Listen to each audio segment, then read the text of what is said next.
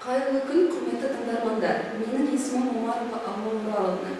Мен PhD доктор Қарағанды медицина университетінің қоғамдық денсаулық және биомедицина мектебінің қауымдастырылған профессорымын. Бүгін сіздердің назарларыңызға қолды сабынмен жуу техникасы тақырыбына арналған дәрісті ұсынамын.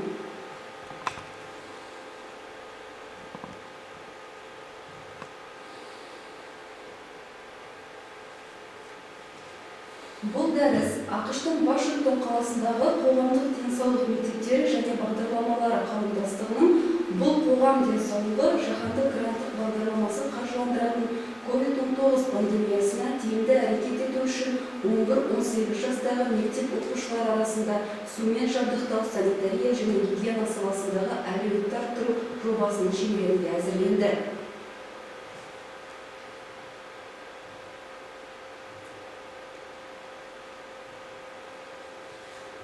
Қолды сабынмен жуу тері бетінен микроорганизмдерді 90%-ға дейін жоюға көмектеседі және көптеген жұқпалы аурулардың адамнан адамға таралуын айтарлықтай төмендетуге мүмкіндік береді. Дүниежүзілік денсаулық сақтау ұйымының мәліметтері бойынша, қолды сабынмен жуу бүкіл әлемде ішек және тыныс алу ауруларынан 5 жасқа дейінгі балалардың өлімін азайтуға көмектеседі. Еуропалық зерттеушілер сәжетханаға барғаннан кейін ерлердің жартысы және әйелдердің 4/3 бөлігі ғана қолдарын жуатындығын анықтады. Әлем бойынша барлық тұрғындардың шамамен 19% ғана нәжіспен байланысқаннан кейін қолдарын жуады екен. Яғни дәретханаға барғаннан кейін немесе кішкентай балаларға күтім жасағаннан кейін.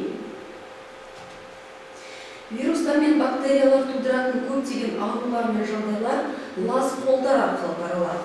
Оның ішінде терінің іріңді аурулары, суық тию, тұмау, баспа, фарингит, пневмония, COVID-19, вирустық гепатиттер, ішек инфекциялары және тағы басқа. Зерттеушілердің айтуынша, біздің қолымызда саусақтардың ұшынан шынтаққа дейін 2 миллионнан 140 миллионға дейін бактериялар болуы мүмкін. Ылғал қолдар құрғақ қолдарға қарағанда 1000 есе көп бактерияларды таратады. Қолда микробтар 3 сағатқа дейін өмір сүруі мүмкін. Айтылған жұқпалы аурулардың алдын алудың ең тиімді әдісі қолды сабынмен дұрыс жуу. Мысалы, ішек инфекциялар қоздырғыштарының берілу ықтималдылығы қолды тұрақты түрде сабынмен жуу кезінде 40%-ға дейін төмендейді. Қолды жуу алгоритмі мына слайдта көрсетілген 11 қадамнан тұрады. Бірінші, қолды ағынды судың астында сулаймыз. Өйткені тұрып тұрған су және әртүрлі резервуарлардағы судың өзі ластанған болуы мүмкін. Келесі, алақанды толығымен жабатындай етіп жеткілікті мөлшерде сабын аламыз. Келесі, екі алақанды бір-біріне ысқылаймыз.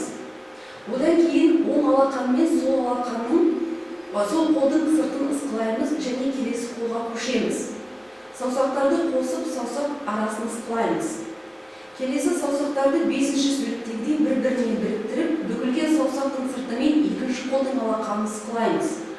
Одан кейін сол қолдың бас бармағын айналдыра ысқылаймыз және келесі қолға көшеміз. Одан кейін оң қолдың саусақтарымен сол қолдың алақанын айналдыра ысқылаймыз және келесі қолға көшеміз. Қолды ағынды сумен шаямыз. Бір рет қолданылатын майлықпен қолды құрғатамыз, одан кейін су шүмегін майлықпен жабамыз. Енді ғана қолымыз таза. Осы айтылған қадамдармен қол жуу кемінде 40 секундтан 60 секундқа дейін созылуы керек. Қолды тек кірлейді дегенде ғана емес, сонымен қатар келесі жағдайларда міндетті түрде сабынмен жуу керек. Тамақ дайындау және тамақ қабылдау алдында, жанама линзаларды кию және шешу алдында, бет әрлеу алдында, денедегі жараларды залалсыздандыру алдында, түшкіру және жөтелгеннен соң, әжетханадан соң, жануарларды ұстағаннан соң, тамақ дайындау және тамақ қабылдаудан соң, қоғамдық көліктен соң, үйде тазарту жұмыстарын жасағаннан соң, спортпен шұғылданғаннан соң, ақшаны қолға ұстағаннан соң. Қолды өзіңізге ыңғайлы температурадағы сумен жуу керек. Жоғарыда айтылған алгоритмге сәйкес қолыңызды сабынмен дұрыс жуғанда ғана қолыңыздағы микробтарды өлтіре аласыз. Қолды жуғаннан кейін міндетті түрде қол құрғату керек. Қолды сүрту үшін бір рет қолданылатын қағаз майлықтар немесе таза жеке сүлгілер қолданған дұрыс. Алдымен қолды сабынмен дұрыс жуып, одан кейін қолды санитарлық тазартқыштармен дұрыс залалсыздандыру қолды тазартудың мінсіз әдісі болып табылады.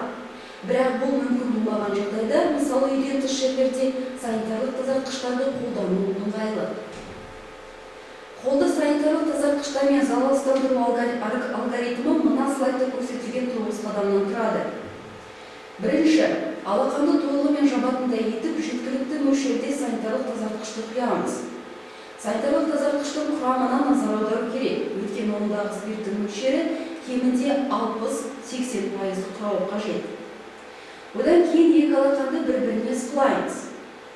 Келесі оң алақанмен сол алақанның сыртын сықылаймыз және келесі қолға көшеміз. Одан кейін саусақтарды қосып, саусақ арасын сықылаймыз. Саусақтарды 5-ші суреттегідей бір-біріне біріктіріп, бүгілген саусақтармен екінші қолдың алақанын сықылаймыз. Сол қолдың бас бармағын айналдыра сықылаймыз және келесі қолға көшеміз.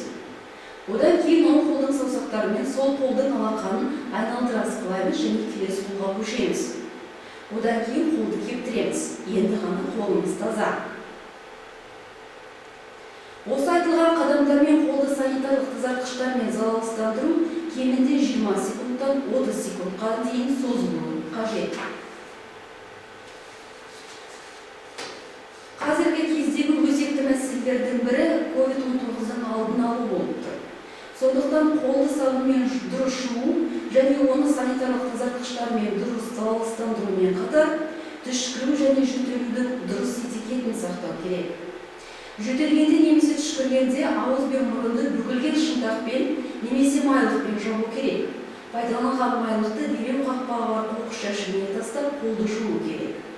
Бетке қолды тигізбеу керек, әсіресе ауызға, мұрынға және көзге. Әлеуметтік қашықтықты сақтауға әдеттену керек. Басқа адамдардан кемінде 1-2 метр қашықтықта болу керек. Қол ұстасудан, құшақтасудан немесе беттен сүюден, бірге тамақтанудан, ортақ ыдыс аяқтарды, шыны аяқтарды және сөмкелерді бөлісуден аулақ болу қажет. Суық тию немесе тұмау белгілері бар адамдармен тығыз байланыста болмау керек. Егер қызба, жөтел немесе тыныс алудың қиындауы байқалса, бірден медициналық көмекке жүгіну керек. Вируспен жанасатын беттерді мүмкіндігінше жиі тазалау керек, әсіресе қоғамдық жерлерде.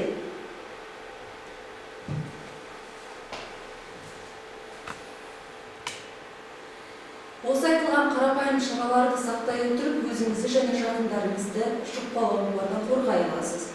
Әр адамның денсаулығы өз қолында екенін естен шығармаңыздар. Назарларыңызға рахмет.